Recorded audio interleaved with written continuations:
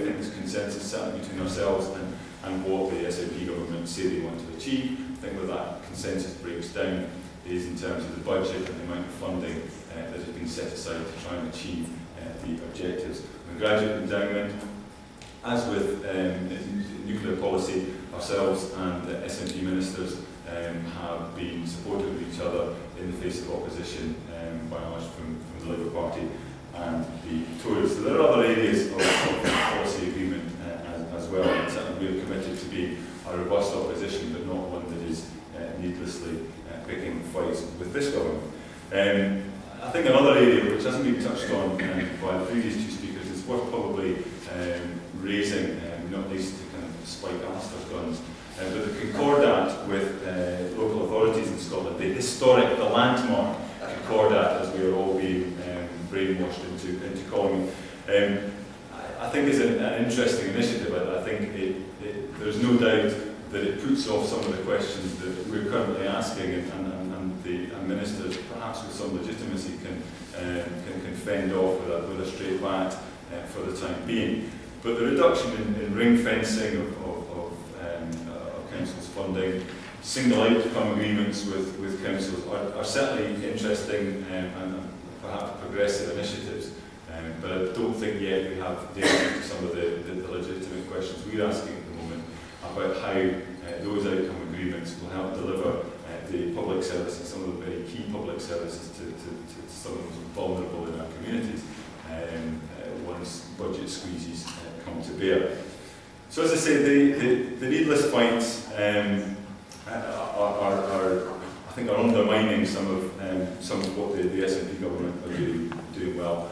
That is, for all we heard about the incoming new Labour government raising the bar in terms of media management and spin, I think the SNP government could teach Alasdair Campbell and others a lesson or two in that regard. It would appear a little like when Sky TV took over coverage of the Premier League. It was almost as if no football had ever taken place before that. I think we're seeing something similar in the political context, that year zero is May 2007. Everything that happens now is landmark, it's historic, it's the first time ever, and there is no doubt that they will get away with that for a while. It's part of the honeymoon, the newness, and the media to some extent tired of reporting on coalition politics over the last 8 years, are revelling in an SNP government that, if nothing else, allows them onto national media outlets threatening the breakup of the union, which seems to be the only time sometimes that BBC News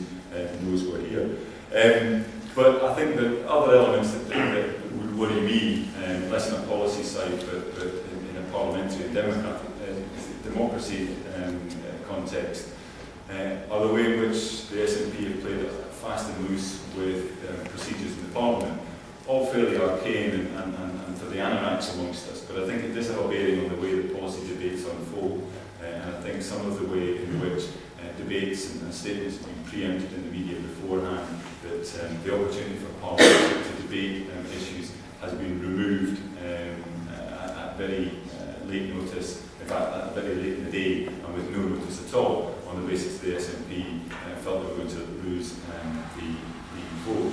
These are I think, worrying signs that the SNP are prepared to cut corners in the democratic process to achieve their ends, and not, I think, honour their commitment prior to the summer recess to work with all parties on a consensual basis to achieve common objectives. So just in conclusion, I would say the jury's out. I look forward to political virgins being invited back in 12 months' time, and we can make a slightly more informed assessment on the basis of the question you asked. But hopefully we can teach some of these things out in the question. Thank you.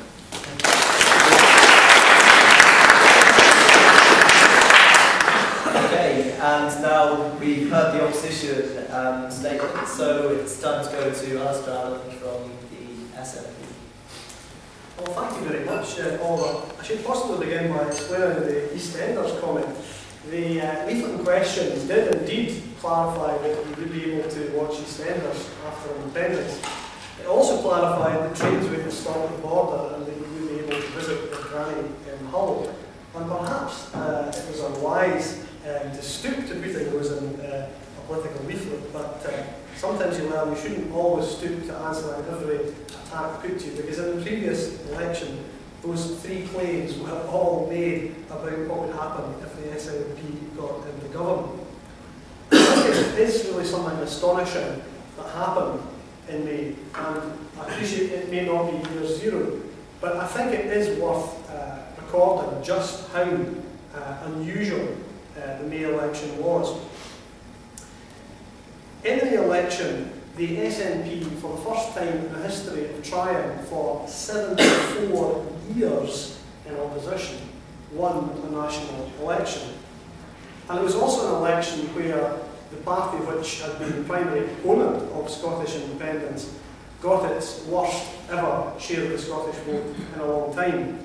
Perhaps the first and the only lie I've told since being elected was on election night, or rather election afternoon the next day, by the time the votes were counted. I claimed in my address account that it had been Labour's worst share of the vote since the general election of 1918 in Scotland. I can confirm it was only the worst share of the vote since the general election of 1924 in Scotland. I say that and all of that not to reduce expectations or to increase them, but it is worth pointing out, and Liam mentioned that he's not at the school that believed that the sky would fall in if the SNP got into government. But there are people who made apocalyptic claims about what would happen if the SNP got into government. And the fear of the unknown was a great factor in Scottish politics for many years. I really think that some of the claims that were made in, for instance, the election in 1999 bordered on saying that there would be a plague of frogs and the slaughter of the firstborn.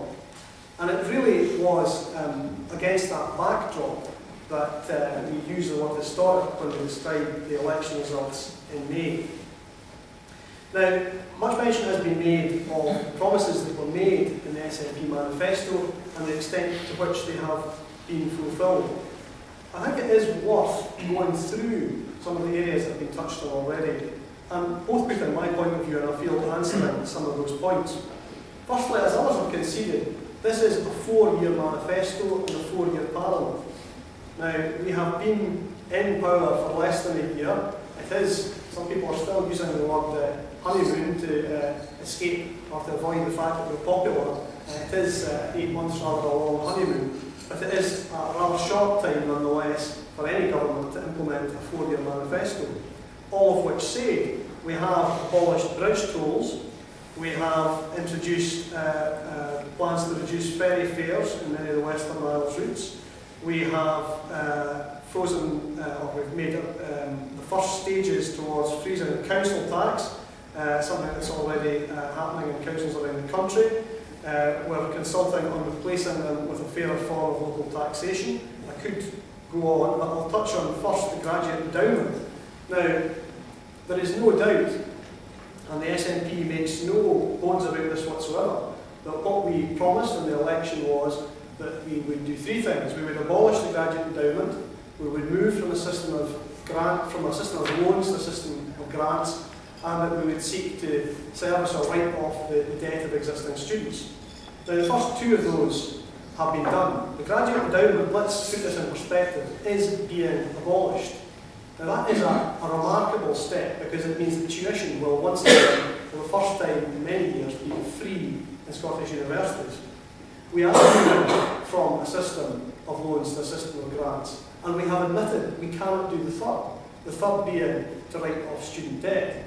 And there's 2 major reasons, and I don't want to sound like a victim, but it is nonetheless a reality that the funding settlement from Westminster, which funds the Scottish Parliament with whatever share of their own money they choose to give back to us, is extremely tight this year. But the larger and more immediate reason why it's not happening is because people who are making a great complaint about that just now are parties who